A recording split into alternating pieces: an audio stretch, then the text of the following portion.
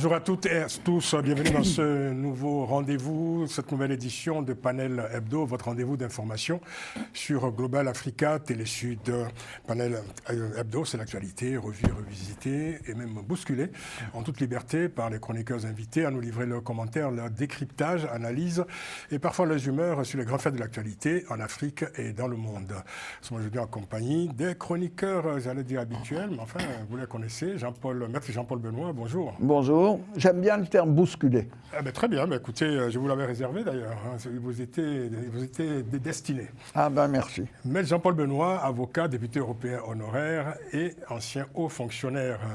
Alfred Changolokoro, bonjour. Bonjour Francis. Bête de conférence à la Sorbonne, Ben Yayassi, bonjour. Bonjour Francis. Analyste politique et néanmoins coordinateur adjoint de la convergence des cadres républicains de France. C'est le CCR, hein, qui est donc l'instance en France de l'APR, l'Alliance pour la République, l'ancien parti au pouvoir au Sénégal. C'est bien ça. Merci d'être là. Et Guy Debal, consultant d'entreprise. Guy Debal, évidemment, que les auditeurs reconnaissent. Je dis, on ne vous présente plus. Un petit peu quand même. Consultant d'entreprise, donc. C'est ça, analyse politique. Eh bien voilà, et analyste politique, bien entendu. Ah, bah. Cela allait de soi. Non. 3 sujets dans cette édition de Panel Hebdo. L'actualité sénégalaise dominée cette semaine et peut-être encore pendant les prochains jours, les jours à venir, par les résultats des élections législatives. Paris gagnait donc pour le PASTEF, le parti au pouvoir, qui obtient la majorité absolue des sièges. Nous parlerons également du Mali, avec l'affaire d'un Premier ministre démis de ses fonctions. Et puis cette question, la guerre Russie-Ukraine, ça viendra pourrait-elle se terminer en 2025 ? La question est en tout cas au cœur de l'actualité. C'était un lapsus, hein, quand même terrible. Hein. Terrible, terrible. Mais vous pensiez à Wagner. Bon, écoute, je ne vous le fais pas dire. Voilà donc pour le sommaire. Alors, avec quel sujet vous voulez qu'on commence, messieurs ? C'est vous qui choisissez. Oh, écoutez, en hommage à notre ami Ben Yayassi ici à côté, je propose de commencer par le Sénégal. Je pense que ça lui pèse un petit peu, ça permettra d'évacuer c'est un hommage lourd, cette lourdeur. Je sens bien que c'est difficile pour lui. C'est un hommage très lourd, évidemment, qui lui est destiné. J'essaierai tenter parlons donc empoisonné. Parlons donc des résultats de ces élections législatives qui se sont déroulées, comme on le sait, le 17 novembre dernier.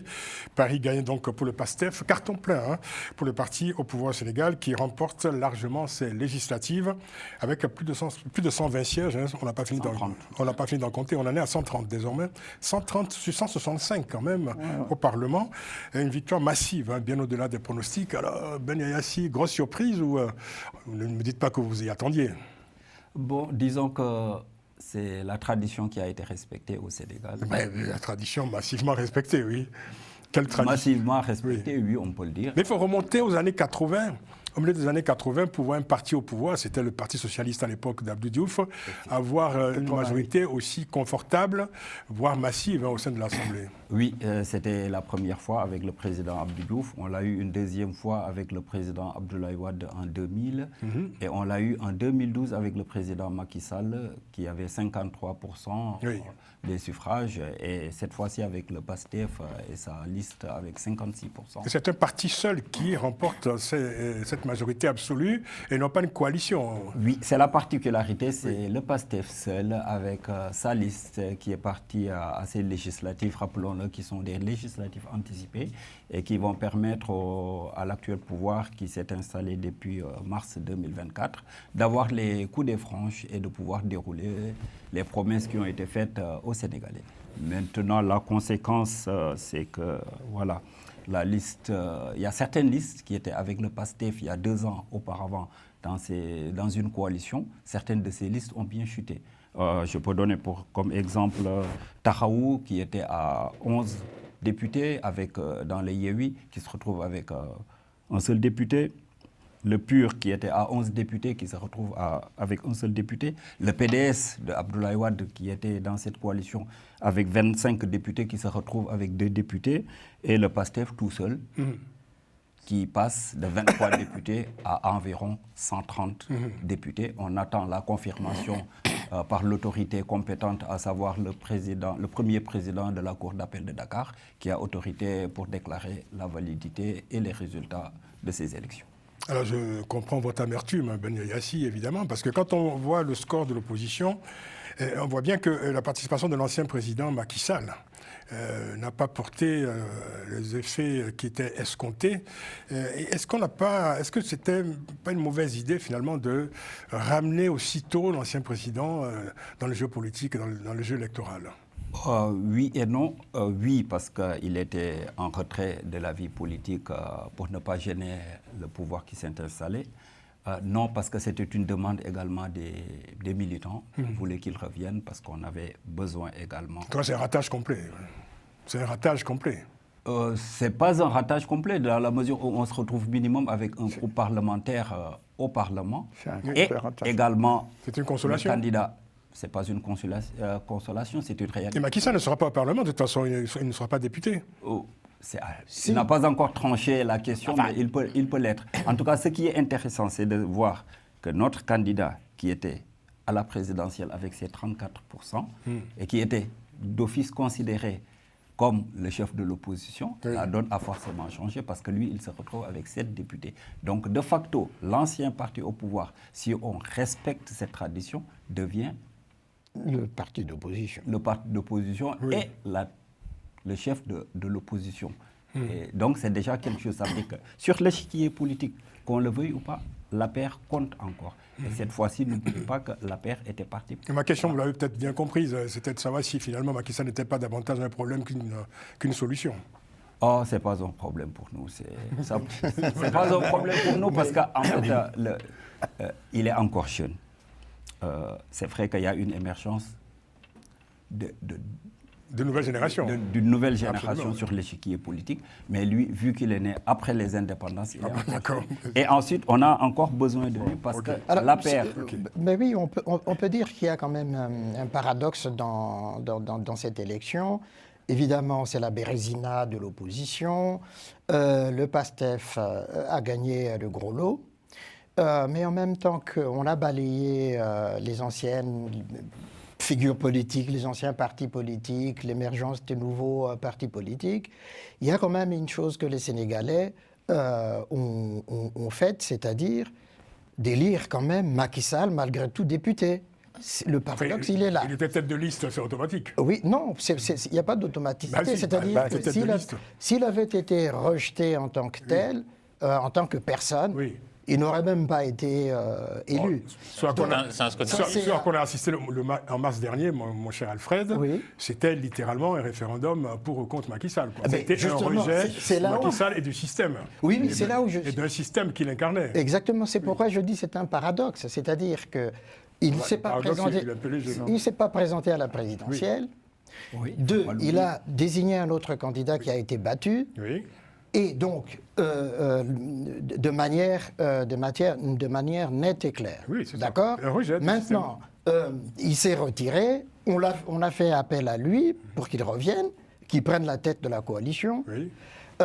Si réellement les Sénégalais n'en voulaient plus, il ne lui aurait pas donné 16 députés, en l'élisant lui-même aussi. C'est là où je dis, effectivement, que... Et surtout, il faut... Jean-Paul Benoît. Non, mais moi d'abord, j'ai un sentiment très vif à l'égard du Sénégal. Mais que pensez-vous de la gymnastique ou de la casuistique C'est pire que ça. J'allais y venir, je suis toujours... D'abord, mon sentiment pour le Sénégal, parce que je vais apparaître comme un ancêtre, puisque ça remonte à Senghor et des conversations que j'ai eues avec le président Senghor quand j'étais directeur de cabinet au ministère de la Coopération, donc ça reste profondément en moi. Alors je suis toujours frappé que les hommes politiques ou les journalistes, parce que vous êtes un peu des deux, vous, là, ce soir, vous êtes à la fois un homme politique et presque un journaliste. Analyste politique, en tout cas. Comment vous essayez de nous expliquer qu'une défaite est une victoire? Ça ne convainc personne, votre démonstration. Simplement, Macky Sall a fait son temps. Je trouve qu'il avait mal préparé l'élection présidentielle, parce qu'il y a quand même eu une espèce d'hésitation. Il a mal préparé sa sortie. De bric-à-brac de sa part et sa sortie. Donc maintenant, on passe à une nouvelle étape avec une nouvelle génération. Moi, la question que je me pose, alors les résultats, ils sont incontestables pour le parti de M. Sonko, parce que c'est lui le patron, c'est lui le patron. Et maintenant, ce qui m'intéresse, c'est qu'est-ce qu'ils vont faire. Comment va-t-on gérer le Sénégal? quelles vont être les relations avec la France. Ben, on va y arriver. Voilà. Donc, c'est ma question. On va y arriver. On parlera des réformes surtout que le PASTEF souhaite engager. Hein. Ben, on va voir parle de lesquelles. réformes radicales. On verra ce que cela signifie. Le mot radical est toujours dangereux. Guy Debal qui a attendu avec beaucoup de patience. Oui, toujours, comme toujours. Comme toujours. Et je sais que j'aurai 30 secondes avant qu'Alfred bondisse sur la table. Et donc, non, monsieur, on va être deux à bondir. Je sais, c'est le star system. Non, non, vous vous victimisez. Non, n'est-ce pas? je n'oserais pas, voyons, Francis. Il aime bien se victimiser. Oui, mais... Alors dites-nous, parce que bon, vous aviez commenté la veille des élections législatives il y a quelques temps, il y a quelques jours, quelques semaines. Quel regard portez-vous maintenant sur ces résultats? Je trouve que ces résultats sont assez évidents. Évident. Oui, absolument. Vous y attendiez, vous Lors de la dernière émission, j'avais parlé d'un délai de décence. Un délai de décence, c'est-à-dire Macky Sall, de mon point de vue, aurait dû, en grand homme politique qu'il est, se retirer et laisser la place aux jeunes, laisser un nouveau débat Mais ce n'est pas que l'échec de sa coalition, c'est l'échec de l'ensemble de l'opposition. En tout cas, le message que les Sénégalais ont voulu, en tout cas ont apporté, et qui rejoignent ma lecture, c'est qu'ils souhaitent que le gouvernement actuel ait tous les moyens pour mettre en place sa politique. Très bien. Et comme il semblait y avoir un doute, notamment parce que l'argument qui avait été posé par les partisans de Macky Sall, c'était...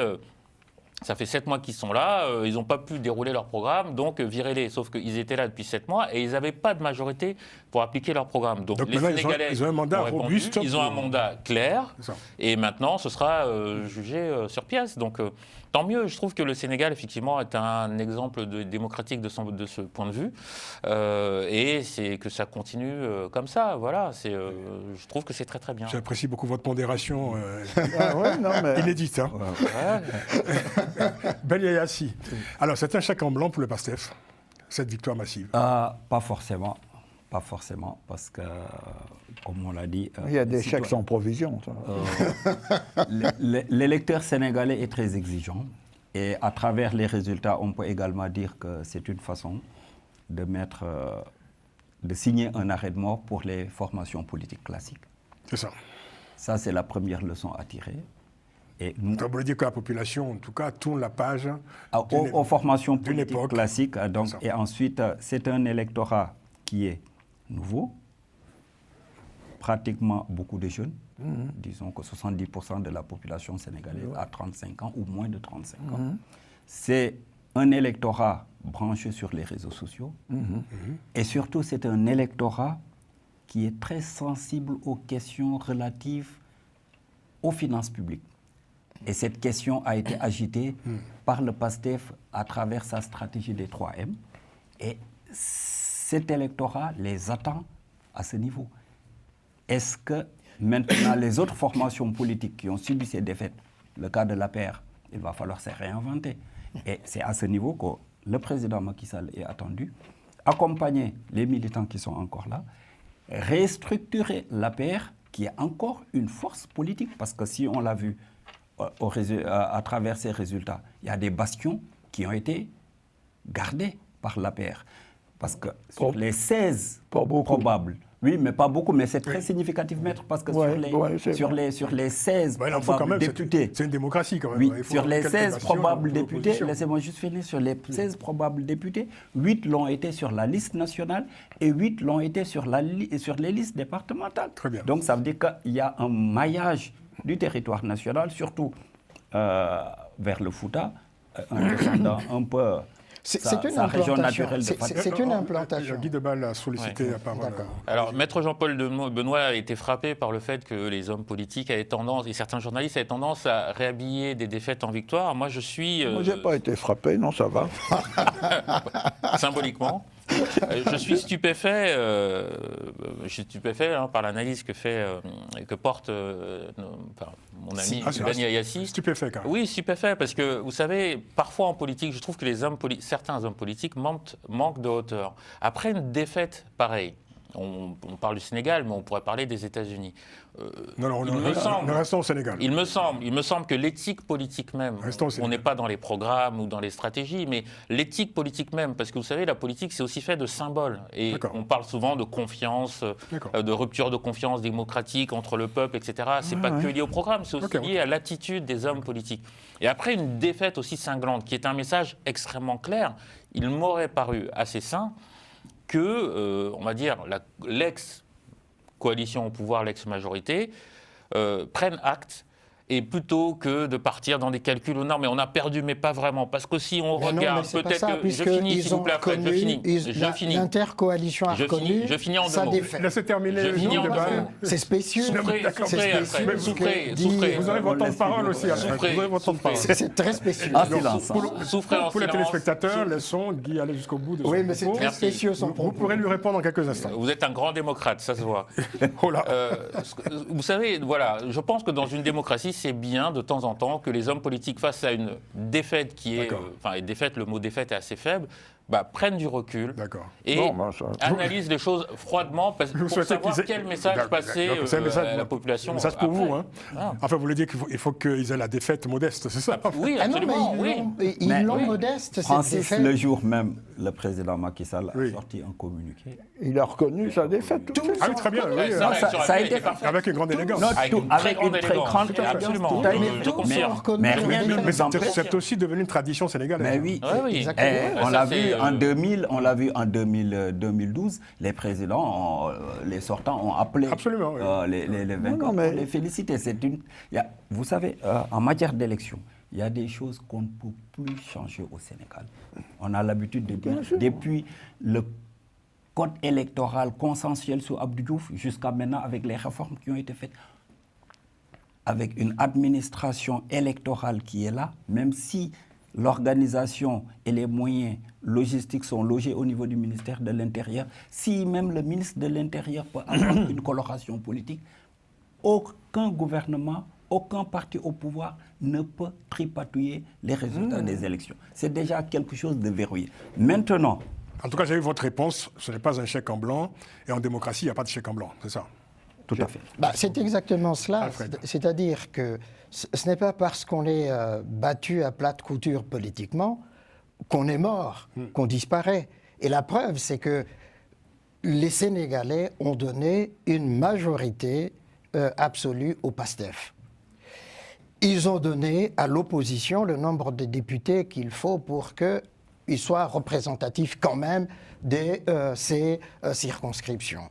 Donc ça signifie qu'ils peuvent parler. Simplement, il y a un paradoxe, comme je l'ai dit, dans ce vote, dans cette élection, mais comme souvent dans les élections au Sénégal.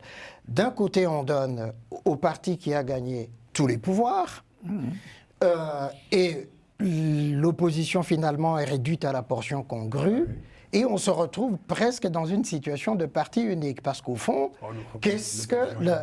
presque j'ai dit, hein, et tout est dans ce presque. Ce qui fait effectivement qu'au niveau du Parlement, l'opposition ne comptera pas, puisque c'est la voix de la majorité qui va primer. Et quand on a dit justement ici, le PASTEF, mais justement maintenant, on va juger à l'épreuve l'application de son programme pour voir si réellement ils vont y arriver. Mais ça ne signifie pas que le peuple sénégalais va fermer les yeux, parce qu'il attend justement que la rupture se fasse. Mais comment cette rupture va-t-elle se faire? Mais je vous sens presque plus amer que Ben Yaya. Ah non, moi je suis tout à fait... Non, je suis tout à fait... Là, Francis, tu te trompes lourdement. C'est simplement un constat. C'était une question. Effectivement, n'est-ce pas? J'ai la réponse. Maître Jean-Paul Benoît. Après le professeur, on doit être modeste. Alors moi, Jean-Paul est dire en extrême force. Je vais dire trois choses simples. Le Sénégal pratique la démocratie depuis un grand nombre d'années. Et c'est une originalité, je dis hélas, parce que cette pratique n'est pas répandue partout, notamment en Afrique.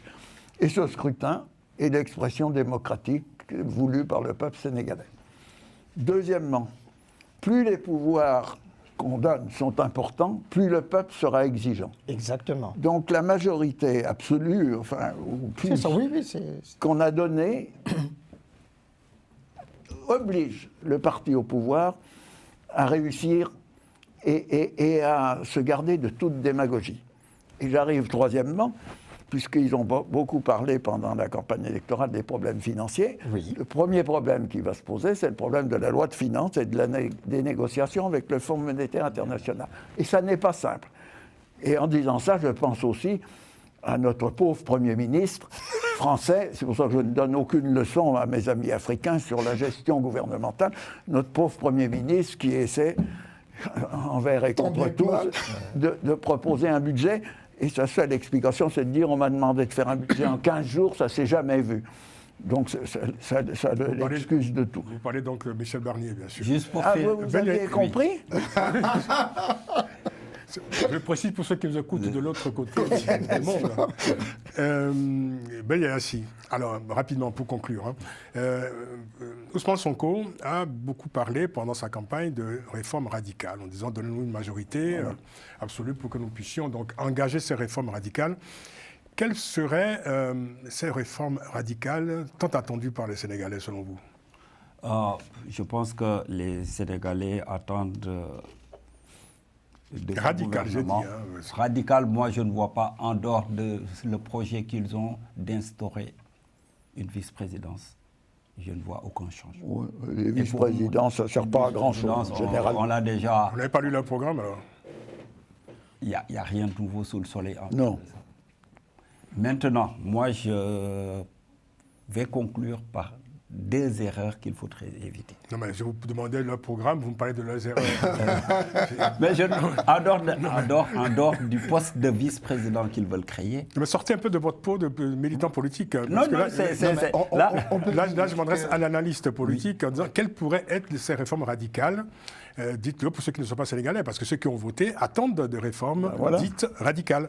Quelles seraient-elles? Moi, je ne comprends même pas ce qu'ils veulent dire par réforme radicale, parce que moi, tout ce que j'ai lu, c'est des termes qui ont été changés, mais le contenu reste le même. On l'a déjà vu avec l'agenda national jusqu'à l'horizon 2050, qui est une copie pâle du plan Sénégal émergent. Sur le plan constitutionnel, en dehors de la création du poste de vice-président, il n'y a rien qui est exactement... de toute façon, ça, ce n'est pas nouveau, puisque ça a été fait par le passé. On supprime le poste de Premier ministre, vice-président, et puis on revient en arrière en recréant le poste de Premier ministre. Et on ne sait même pas, sur ce poste de vice-président, quels seraient les attributs, justement, de ce vice-président. Mais qui sera le vice-président? On invitera peut-être un membre du PASTEF pour nous décliner ces réformes radicales.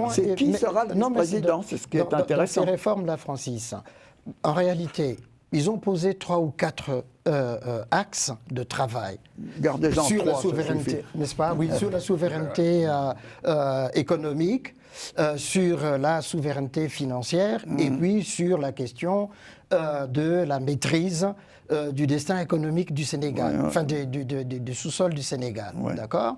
Simplement, une fois qu'on a énoncé cela, on n'a encore rien dit, on n'a encore rien fait, puisque de toute manière, il y a les partenaires avec qui il va falloir discuter, négocier, et on a évoqué la question du budget maintenant. Mais le budget, quand vous allez le faire, il faut le financer. Les financements de recettes vont venir d'où? Et donc, c'est là où les négociations avec les partenaires financiers et autres, bilatéraux, multilatéraux, va être très importante. Mais il y a aussi la question vis-à-vis de la France. Et là, le président de la République du Sénégal a été assez prudent, assez juste pour dire... Le problème aujourd'hui ne se pose pas en termes de l'opposition du Sénégal à la France ou de la France vis-à-vis du Sénégal, c'est de mettre sur le terrain, sur la table, tous les dossiers qui permettent la coopération et de l'échange. Ouais. Qu'est-ce qu'on met dans le mot coopération? Guy, rapidement. Ouais, je trouve l'analyse d'Alfred un peu caricaturale, permettez-moi. Ah bon? Alfred, oui, bien sûr. En quoi? Vous savez, poser le principe de souveraineté économique du Sénégal, ce n'est pas un 20 mots. C'est pour moi déjà énormément. Je n'ai pas dit que c'est un 20 mots. Non. Je dis ça, ce sont les axes que le PASTEF a posés sur la table. Pour moi, c'est hyper radical, cette analyse. Il n'a mis aucune réserve. Non, mais en tout cas, pour moi, c'est hyper radical. C'est-à-dire le discours... mais ça, c'est au PASTEF qu'il faut dire. Non, mais alors, c'est pas au PASTEF qui se dit. C'est vous qui êtes radical, finalement. Non, je ne suis pas radical. Ce que je dis, si je juste tiens... Ce sont les termes du PASTEF que j'ai utilisés. Le PASTEF, de souveraineté. Ousmane Sonko et le président Bassirou Diomaye Faye ont mené toute une stratégie politique, de campagne, et puis maintenant, leurs premiers mois de gouvernement, sur un principe extrêmement fort que vous avez rappelé, le principe de souveraineté économique, mais de souveraineté politique également. Ils s'inscrivent de manière beaucoup plus nuancée en toile de fond sur ce vent qui souffle sur on va dire l'AES, mais ils s'inscrivent quand même dans cette... Et ça, c'est extrêmement radical. Ils ont pris la distance. Ils ont pris les distances. Ils s'inscrivent leur distance, très clairement. Mais moi je note... Et Bassirou Diomaye Faye a dit et réaffirmé depuis plusieurs mois que le Sénégal était ouvert à tous les partenaires désireux de coopérer avec ce pays, avec une définition très claire des termes de l'échange. Oui, voilà. Mais incluant la Russie, ce qui est déjà radical. Ça, c'est vous qui incluez. Ousmane Sonko... Je ne sais pas pourquoi vous incluez... Non, mais Ousmane Sonko a... Il a dit tous les partenaires. Oui, ça semble très clair. Est-ce que je peux dire un mot ? Je veux dire, je trouve que c'est un poncif de tous les partis politiques, quand ils arrivent au pouvoir, que ce soit au Sénégal ou ailleurs, on dit on va rétablir la souveraineté économique et la souveraineté politique. Je voudrais qu'on me définisse au XXIe siècle ce que signifie la souveraineté politique et la souveraineté économique. Donc, il n'y a rien d'original, et ce n'est pas plus radical qu'autre chose. C'est un slogan qu'on entend partout. En tout cas, c'est un discours qui rallie les moi, ce qui m'intéresse... C'est un discours qui rallie, sauf que... Ce qui m'intéresse, c'est les faits. D'accord. C'est un discours qui rallie, mais au fond, il n'y a rien de nouveau sous le soleil, dans la mesure où la question monétaire, elle ne se pose plus. On sait que le Sénégal est rattaché à l'UMOA et au franc CFA. Par rapport, prochainement à l'ECO, par rapport aux contrats pétroliers et gaziers, on a vu que les premiers barils sortent des pipelines. Il y a des sociétés qui sont là, qui ont investi et qui ont signé des contrats. On ne peut pas résilier ces contrats comme ça, sur la base d'une baguette magique, en disant que bon voilà, nous sommes au nouveau régime, on veut notre souveraineté économique, on veut la mainmise. Ça s'appelle une nationalisation, c'est possible. C'est possible, sauf que nous, est-ce qu'on a encore l'expertise nécessaire? Est-ce qu'on a les compétences nécessaires pour conduire? Ça, c'est au gouvernement sénégalais en place. Il faut c'est pourquoi j'ai dit... Le temps passe, je sais que le Sénégal vous passionne, mais on va avancer. C'est pourquoi tout à l'heure, je disais qu'il faut éviter deux erreurs. Ces deux erreurs, la première, c'est que l'Assemblée nationale qui va être mise en place ne soit pas une succursale du parti au pouvoir. Parce que c'est quelque chose qui a été reproché. Ça va y ressembler un peu. Non, mais quand je dis succursale, ça veut dire une majorité mécanique qui va voter, les yeux fermés. La majorité, c'est fait pour être en tout cas, ce sera une erreur à éviter parce que l'électorat sénégalais n'a pas voté pour ça. Deuxièmement... Les Sénégalais ont donné les clés qu'ils déroulent, mais les clés de l'État à Beau-Pastef. Deuxièmement, que le nouveau régime évite de se lancer dans une sorte de chasse aux sorciers. Et surtout d'éviter, parce qu'on parle d'un pays... Tout à fait. Et surtout d'éviter, parce que c'est des choses qu'on voit, il y a des voix au sein du PASTEF qui commencent à s'élever en disant il faudrait humilier le président sortant, le président... Non, ça serait contraire au F du PASTEF. Et plus encore, ça veut dire que... Le F du PASTEF, c'est Fraternité. Parce que ce qui est important, il ne faut pas oublier qu'ils sont arrivés de manière démocratique au pouvoir. Et la démocratie ne connaît ni l'humiliation, ni le triomphe éternel. C'est par la voix du peuple qu'ils sont arrivés au pouvoir. Et donc chaque élection est une leçon, et chaque échec électoral est une étape. En tout cas, on voit bien que la démocratie sénégalaise a encore beaucoup de ressorts pour surmonter beaucoup d'obstacles. Effectivement. Merci beaucoup. On va parler tout de suite du Mali, le cas Choguel Maïga. Vous connaissez Choguel Maïga, bien sûr, Maître Jean-Paul Benoît, le Premier ministre désormais démis. Choguel Maïga, acteur politique civil, qui a été nommé en 2021, Premier ministre donc, par les militaires, auteur d'un deuxième coup d'État à l'époque, en l'espace seulement de 8 mois, le coup d'État. Les 2 coups d'État. Alors, samedi dernier, c'était le 16 novembre, Choguel Kokala Maïga, totalement en roue libre, s'est adressé à ses partisans pour réclamer la fin de la transition, rien que ça, en dressant un sombre bilan de ses relations avec les responsables militaires au sein du gouvernement qu'il était censé diriger. Il a notamment critiqué la prolongation de la transition qui devait prendre fin en mars dernier, mais qui a été donc prolongée tacitement, presque je dirais, par les militaires. Et Choguel Maïga a indiqué qu'il avait été tenu à l'écart de cette décision par les militaires au pouvoir, décision donc de prolonger cette transition. Il a dénoncé, entre autres, l'opacité du régime militaire et déploré, je cite, le spectre de la confusion et de l'amalgame qui plane sur cette transition. Il a même accusé l'un des généraux, parce qu'il y a plusieurs généraux maintenant dans le gouvernement, Abdoulaye Maïga, le nouveau Premier ministre, il a accusé d'avoir créé une centaine de partis politiques, de partis fantoches, qui soient donc alliés le moment venu à la junte militaire en cas d'élection, si jamais les élections présidentielles se tenaient prochainement.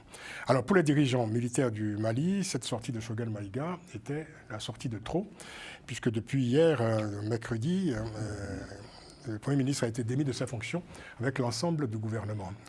Alfred, alors quel regard vous portez sur cette péripétie? C'est la première crise sévère quand même au sein de cette transition, depuis la prise du pouvoir par ce gouvernement issu, il faut le rappeler, d'un coup d'État. Disons qu'il y a eu des crises larvées tout au long, c'est depuis 2021, mais qui étaient masquées. Ce qui me fascine de Choguel Kokala Maïga, c'est que c'est un personnage quand même assez, assez curieux, pour rester poli. Il a été de tous les... exactement.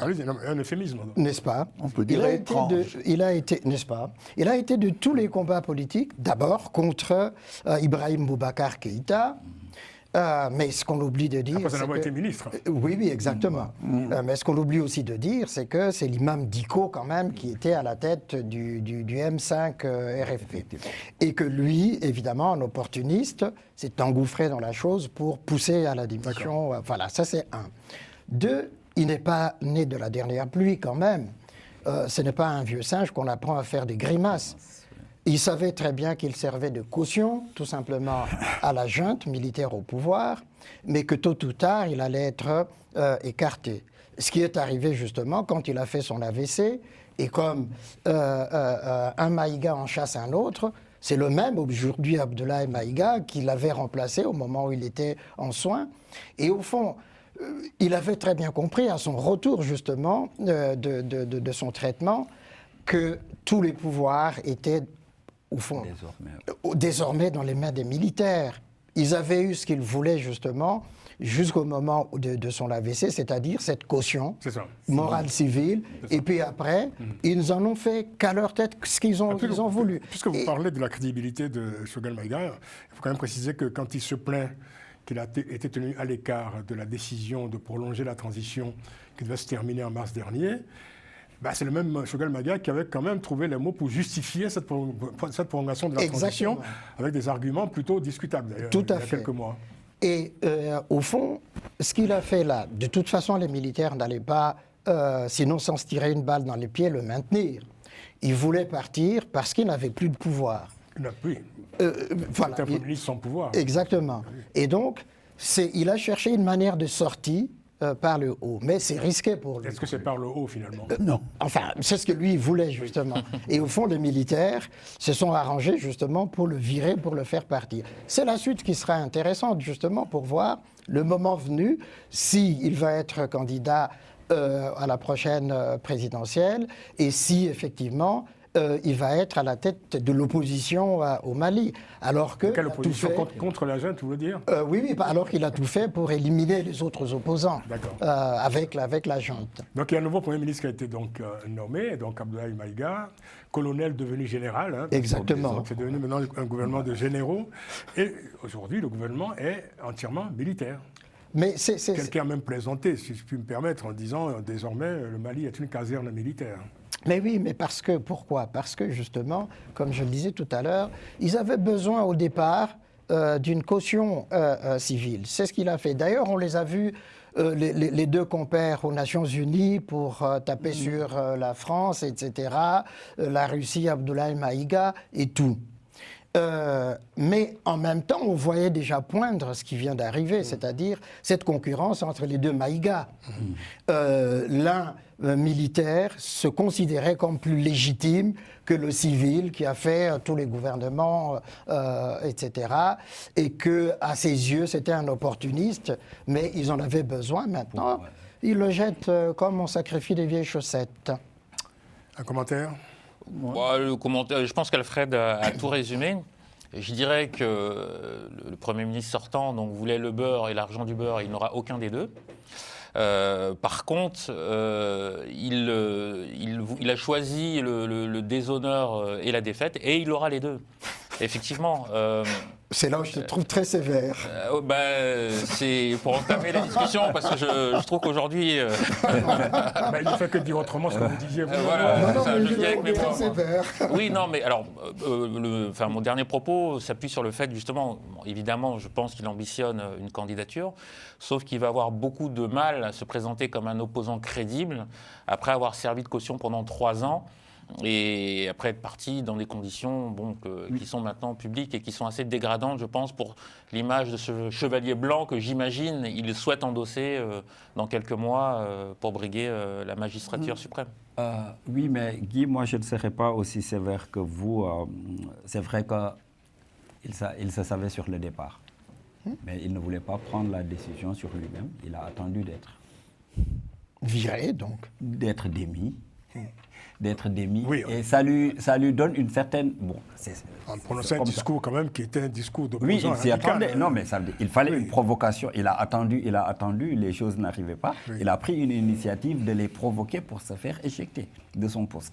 Et là, il se retrouve, entre guillemets, avec une certaine crédibilité. Je suis là. Tout le monde sait qu'il a des ambitions présidentielles. Et que lui, il lorgnait depuis qu'il était au gouvernement, il lorgnait l'après-transition. C'était un secret de polichinelle. Maintenant, il a été éjecté.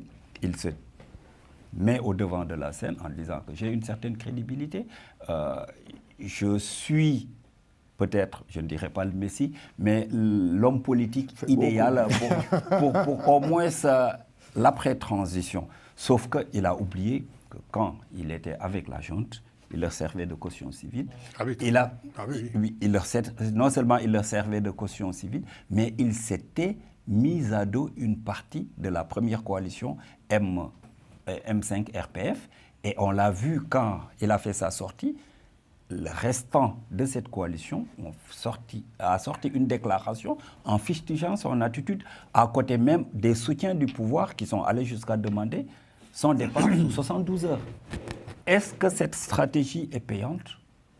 Est-ce qu'il aura des chances sur l'après-transition? Si après-transition il y en aura, c'est toute la question. Mais elle était aussi la caution de toutes les exactions subies par les oppositions, les opposants depuis plusieurs mois.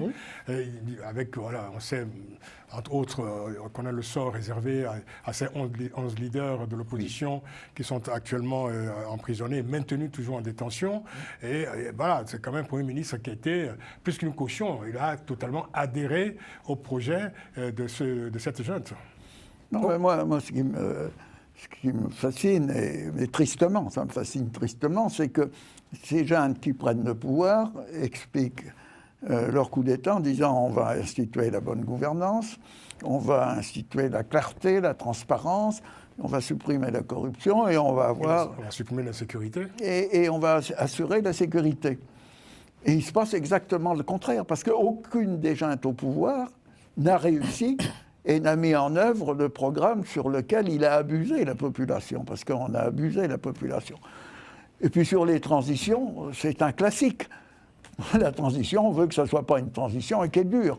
Donc là, il n'y a rien de nouveau sous le soleil, si j'ose dire, et je ne vais pas reprendre ce qu'ont dit mes co-débatteurs, qui ont parfaitement résumé le problème, surtout le professeur qui nous a fait un cours sur le Mali, mais il a raison. Et plus le temps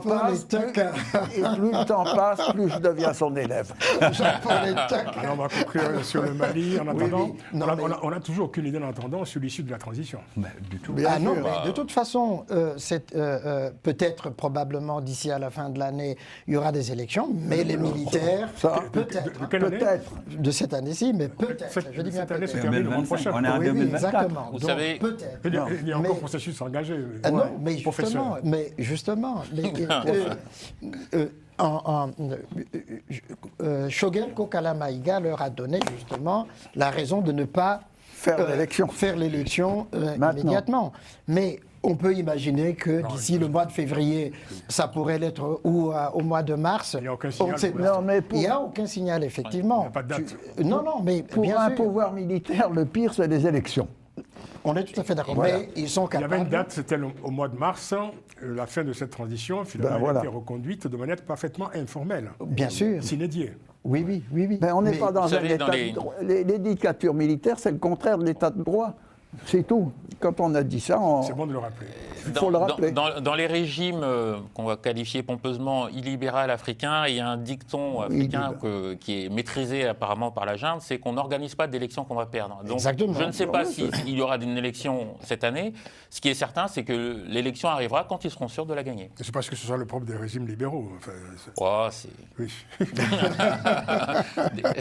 Alors, on va changer totalement de région pour parler de la guerre Russie-Ukraine.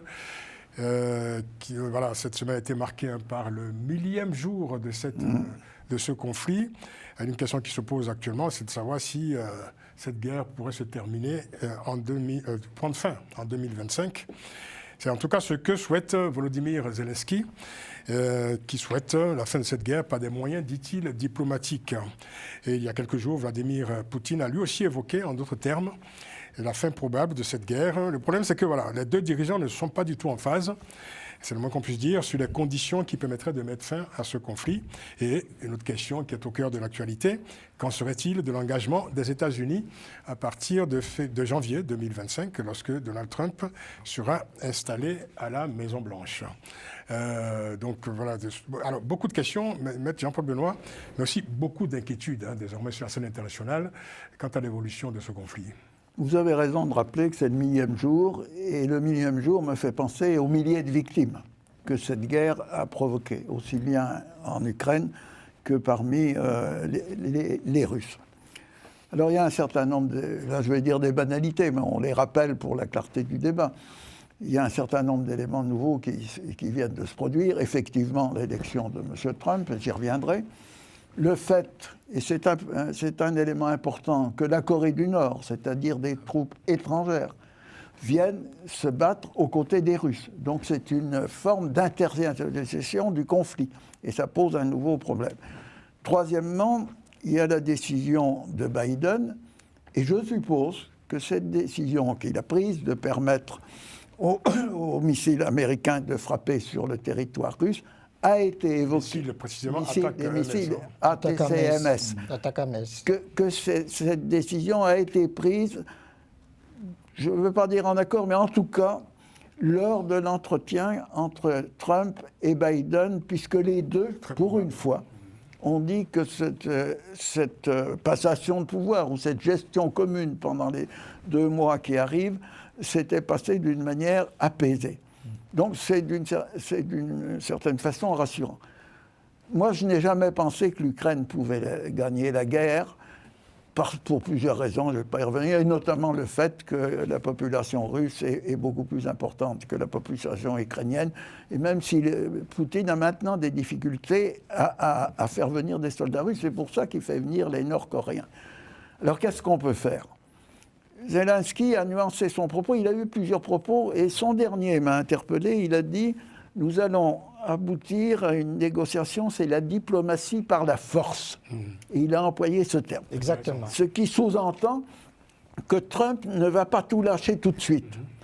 Et que, moi je pense, alors ça, on voit bien ce qui se passe. Ça nous rappelle Reagan. Hein. Oui, je vois bien ce qui se passe. Les Russes font le maximum d'efforts pour avancer sur le terrain. Et l'autorisation des Américains permet aux Ukrainiens de garder l'enclave, une petite enclave du territoire russe, Kursk, qu'ils ont réussi à conquérir. La France, avec Scalp et la Grande-Bretagne, vont peut-être donner ces autorisations. Les Anglais ont déjà donné. Mais ces missiles vont plus loin que les missiles américains. C'est 135 km pour les Américains, 450 ou 500 pour les Français. Mais ça, c'est un autre sujet. Moi, je crois qu'on va arriver à une situation qui me fait penser à ce qui s'est passé entre la Corée du Nord et la Corée du Sud. C'est-à-dire qu'on va figer. On va figer sur le territoire les conquêtes des uns et des autres. Il y aura une sorte de ligne de démarcation qui peut être contrôlée par une force internationale. Et Poutine demande que pendant 20 ans, l'Ukraine ne puisse pas adhérer à l'OTAN. Alors tout ça va être sur la table. Je pense que autant les choix de Trump sur la politique intérieure me paraissent préoccupants, mais le choix du futur secrétaire d'État, s'il est confirmé, Rubio, est plus rassurant, parce que c'est quelqu'un qui connaît les dossiers et qui n'a pas des positions extrémistes en la matière. Donc Trump veut mettre fin à la guerre, mais il ne peut pas non plus capituler complètement face à Poutine. Parce que ça serait une humiliation aussi. Ça serait une humiliation. Donc, mais moi, je ne sais pas ce qui va se passer. Il faut être modeste quand on parle de ces questions, parce que c'est complexe. Et ça met en jeu tellement d'intérêts contradictoires, tellement de vanité nationale. Et puis, il y a le nucléaire qui pèse, parce qu'il ne faut pas oublier que le nouveau décret de Poutine sur le nucléaire pose quand même quelques questions. Absolument. Guy ? Oui, bon, écoutez, moi, je m'amuse, non, parce que c'est pas drôle. La guerre en Ukraine, c'est ce qui se passe, c'est pas drôle, mais c'est quand même,